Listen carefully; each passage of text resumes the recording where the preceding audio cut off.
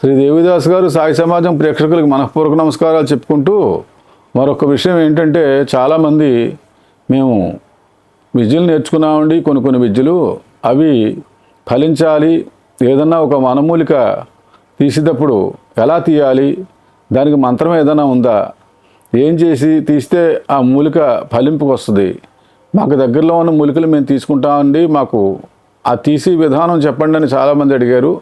తప్పనిసరిగా దానికోసం అద్భుతమైన మంత్రం, చాలా మంత్రశాస్త్రంలో ఒక గొప్ప ఆణిముత్యం లాంటిది. ఆ మంత్రం ప్రతి వాళ్ళు నేర్చుకోవచ్చు. ప్రతి వాళ్ళు నేర్చుకుని ఏదైనా ఒక మూలిక తీసేటప్పుడు ముందు రోజుని ఆ మూలిక దగ్గరికి వెళ్ళి మీరు కొద్దిగా నీళ్లు పోసి, కొద్దిగా పసుపు కుంకుమ, దానికి ఏదైతే నియమం చెప్పారో ఆ నియమం ప్రకారం పెరుగన్నం కానీ, అన్నం కానీ, లడ్డు కానీ, ప్రసాదం కానీ, మరొకటి కానీ నివేదన మీరు పెట్టచ్చు. పెట్టి తీసినట్లయితే మీకు ఎటువంటి విఘాతం లేకుండా ఆ మూలిక పనిచేసి దానివల్ల ప్రయోజనం పొందేలాగా ఆ మంత్రం చెప్పబడి ఉంది. ఆ మంత్రం చెప్తాను.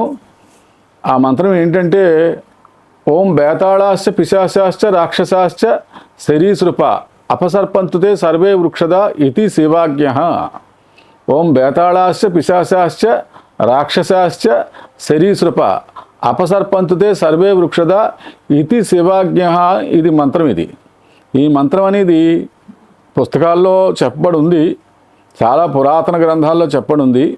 ఒకవేళ వీలైతే ఎవరికైనా లభ్యమైతే అది చేసుకోవచ్చు. తర్వాత ఆ మంత్రం అయిపోయిన తర్వాత ఆ మంత్రం చదువుతూ ఆ మంత్రానికి నివేదన చేసి ఆ మంత్రం అంతా అయిపోయిన తర్వాత మూలిక తీసేటప్పుడు మాత్రం ఓం క్షం క్షీం క్షం ఫట్ స్వాహ, ఓం హ్రీం హ్రీం ఫట్ స్వాహ అని చెప్పచ్చు. ఓం క్షం క్షం క్షీం ఫట్ స్వాహ అని కూడా మంత్రం చెప్పచ్చు. లేదు ఇవన్నీ మేము చెప్పలేమన్నప్పుడు ఓం శ్రీం క్లీం ఫట్ స్వాహ, ఓం శ్రీం క్లీం ఫట్ స్వాహ ఈ మంత్రం చెప్పి ఆ మూలికని బయటికి తీయాలి. ఆ వేరుతో సహా తీసి, ఎప్పుడు మూలిక తీసేటప్పుడు ఎందుకు అవాంతరం జరుగుతుంది, ఆ మూలిక పని చేయటం లేదంటే చాలామంది చేసి తప్పుడు పని ఏంటంటే వేరు తెంపేస్తారు. వేరు తెగిపోయిందంటే దాని సగం శక్తి భూమిలో ఉండిపోయింది, భూదేవి లాగేసుకుంది, నీకు సగం శక్తి మాత్రమే వచ్చింది. సగం శక్తి వచ్చిన మూలిక ఎప్పుడు పనిచేయదు. ఈ మూలికా తంత్రంలో మేము ఎన్నో విషయాలు మా అనుభవంలో మేము చూసింది. అలా వేరు తెగిన మూలికలు తెచ్చి ఎవరికైనా ఇస్తే పని చేయకుండా పోయాయి. అదొక రహస్యం ప్రతి వాళ్ళు తెలుసుకోవాలి. ఒక విత్తనం కానీ, ఒక మూలిక కానీ, ఏదైనా ఒక పని కానీ సంపూర్ణంగా చేయాలి. సగం చేసి వదిలేయడం వల్ల ఫలితం రాదు. దానివల్ల మనిషికి అన్ని విధాల అనర్థం కూడా కలగవచ్చు. దానివల్ల ఉపయోగమే జరగకుండా పోవచ్చు. అంచేత లబ్ధి ఏం జరిగింది అప్పుడు మానవుడికి? లబ్ధి ఏమీ జరగలేదు. దానివల్ల నష్టపోయేది ఎవరు? మనమే. అంచేత మీరు ఎప్పుడైనా సరే ఒక మూలిక తీసేటప్పుడు ఈ మంత్రం చదివిన తర్వాత మీరు మూలిక తీయాలనుకున్నప్పుడు అది తేమగా ఉండి ప్రాంతం లేదా కఠినంగా ఉండి ప్రాంతమైనప్పటికి కూడా ఒక సీసాతో నీళ్లు పట్టుకెళ్ళండి. ఇప్పుడు ప్లాస్టిక్ సీసాలు అందరికీ అవైలబుల్గా ఉన్నాయి. 2 లీటర్ల నీళ్లు పట్టుకెళ్ళి రోజు పోస్తూ ఉండండి ఒక మూలిక దగ్గర. కొన్నాళ్ళకి ఏమవుతుంది, చుట్టుపక్కల మట్టి అంతా కూడా మెత్తబడుతుంది. అందులో రాళ్ళు ఉంటాయి, మెత్తబడతాయి. మెత్తబడినప్పుడు తీసేసి శుభ్రంగా మట్టి తీసేసి శుభ్రంగా వేరు పూర్తిగా వచ్చేదాకా చేయండి. అలాగే చాలామంది తెల్ల గురివింద మొక్కలు ఇంట్లో పెంచుకోవచ్చా? తెల్ల గురివింద ఉంటే లక్ష్మీ ఐశ్వర్యప్రదం.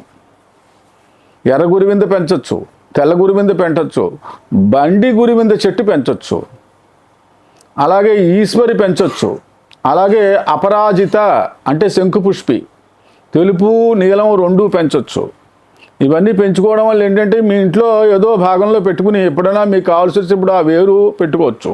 ఇంకా దొడ్లో మనకి బాగా ఎక్కువ వెనకాల పెరడు ఉంది, పెరడు వెనకాల ఖాళీ ఉందన్నప్పుడు తెల్ల జిల్లేడు చెట్టు కూడా పెంచండి.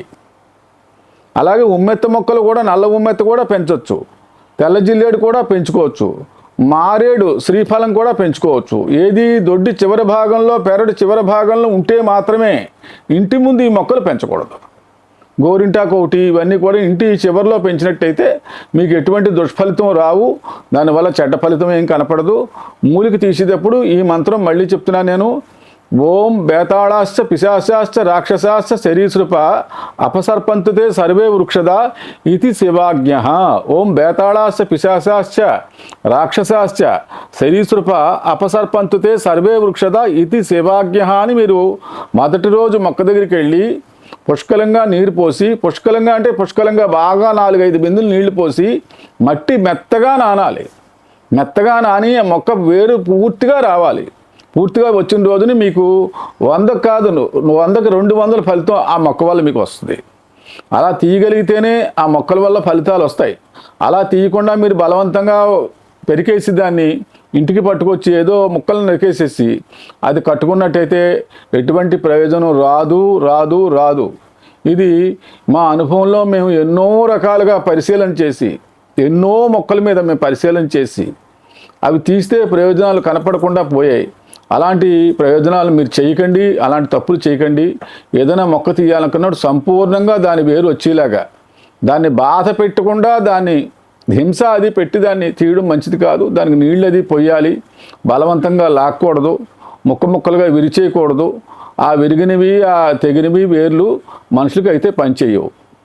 ఈ మంత్రం చేసి ఓం క్షీం క్షీం ఫట్ ఈ మంత్రం చేయొచ్చు. ఓం శ్రీం క్లీం ఫట్ అని చెప్పి ఆ వేరు తీసి ఇంటికి పట్టుకొచ్చి దాన్ని శుభ్రంగా కడిగి ఒక గుడ్డతో తుడిచి దానికి పసుపు కుంకుమ బొట్లు పెట్టి దానికి సాంబ్రాణి ధూపం ఇచ్చి మళ్ళా తీసుకొచ్చిన తర్వాత పునర్నైవేద్యం అని పెట్టాలి. పునర్నైవేద్యం అంటే లడ్డువో లేకపోతే భోజనమో లేకపోతే ఏదో పెరుగన్నమో ఏదో కలిపి దాన్ని శాంతపరిచి నాకు ఉపయోగపడాలని దేవుడి దగ్గర పెట్టి మీ ఇష్టదైవాన్ని తలుచుకుని అది మొల్లోనో మెళ్ళలోనో కట్టుకోండి. దానివల్ల అద్భుతమైన విజయాలు కలుగుతాయి. ఏ వేరు తీసినప్పటికి కూడా మంచి ఫలితం వస్తుంది. తీసి మార్గం మాత్రకం మళ్ళీ చెప్తున్నాను మంత్రం. ఓం బేతాళాశ్చ పిశాచాశ్చ రాక్షసాశ్చ సరీసృప అపసర్పంతుతే సర్వే వృక్షదా ఇతి శివాజ్ఞ. ఇది మంత్రం ఓం క్షీం క్షీం క్షీం ఫట్ లేదా ఓం హ్రీం శ్రీం క్లీం ఫట్ లేదా ఓం శ్రీం క్లీం ఫట్ ఈ మంత్రం చెప్పి తీయాలి. తీసుకొచ్చిన తర్వాత ఆ వేరుని మీరు ఇంట్లో ఒక పళ్ళెంలో పెట్టి రోజు పూజించాలి. పూజించి నియమం ప్రకారం దానికి నైవేద్యం అది పెట్టి మీరు మొల్లోనో మెళ్ళలోనో కట్టుకోవచ్చు, లేదా మీ ఇంట్లో పెట్టి దాన్ని పూజించుకోవచ్చు. ఈ వివరాలన్నీ కూడా నన్ను చాలామంది చాలా కాలంగా అడుగుతున్నారు. పెట్టలేకపోయాను, అవకాశం వచ్చింది. ఆ మూలిక తీసి విధానం, ఆ తంత్ర విధానం, ఆ తాంత్రిక విద్యలు ఉపయోగించేటప్పుడు ఏ మంత్రం చదవాలని అడిగారు. ఆ మంత్రం ఇదేనండి. ఓం బేతాళాశ్చ పిశాచాశ్చ రాక్షసాశ్చ సరీసృప అపసర్పంతుతే సర్వే వృక్షద ఇది శివాజ్ఞ. ఈ మంత్రం మీకు కింద ఇస్తారు, మీరు రాసుకోండి, చదివి నేర్చుకుని ప్రతి వాళ్ళు కూడా తాంత్రికమైన విద్యలు ఉపయోగించి చేయాలనుకున్నప్పుడు ఈ మంత్రాన్ని చదివినట్టయితే మీకు సంపూర్ణమైన ఫలితం వస్తుంది. దానివల్ల భోగము, ఆరోగ్యము, ఆయుష్, యశస్సు అన్నీ పొంది సుఖంగా ఉండాలని కోరుకుంటూ మీ దగ్గర సెలవు తీసుకుంటూ, ఈవేళ ఒక చిట్కా వైద్యం ఏంటంటే సయాటికా వైద్యం గురించి కొంతమంది అడిగారు.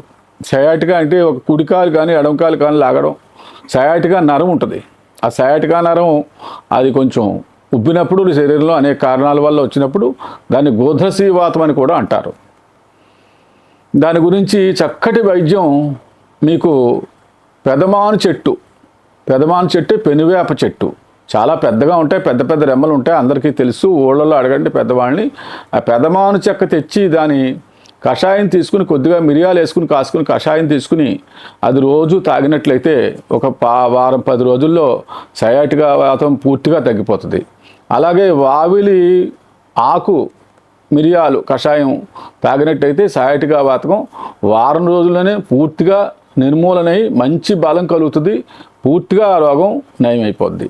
ఇది గోధ్రసీవాతం గురించి నా దగ్గర ఉన్న వివరాలు మీకు చెప్పాను. ఇవి వాడుకోండి, అద్భుతంగా పనిచేస్తుంది. ఇవన్నీ వాడుకుని ఆరోగ్యం, భోగం, భాగ్యం, ఐశ్వర్యం పొందాలని కోరుకుంటూ మీ దగ్గర నేను సెలవు తీసుకుంటాను.